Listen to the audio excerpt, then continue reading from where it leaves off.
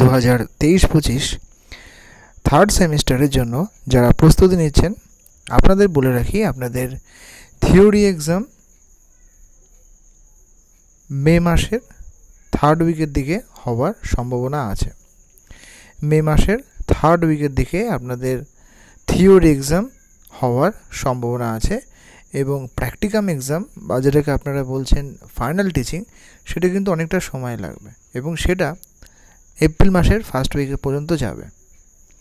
কারণ সেখানে অনেকগুলো প্রসিডিওর আছে, প্র্যাকটিস টিচিং কমপ্লিটের ব্যাপার, এবং থিওরি এক্সামের পরে কিন্তু মোটামুটি 2 থেকে 3 সপ্তাহ সময় দেওয়া হয় শিডিউল ঠিক করার জন্য।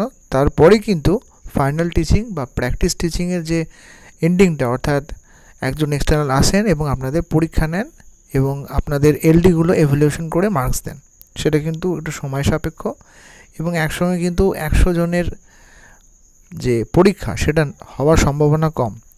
50 জন করে, হয়তো একটা কলেজে 100 জন আছেন, 50 জন করে এই প্রসিডিওরটা কিন্তু হয়। তাহলে মে মাসের দিকে আপনাদের থিওরি এক্সাম এবং প্র্যাকটিকাম বা এক্সটার্নাল এভ্যালুয়েশন এটা কিন্তু পরবর্তী মাসে হয়। ভিডিওটা ভালো লাগলে সাবস্ক্রাইব করতে ভুলবেন না। ধন্যবাদ।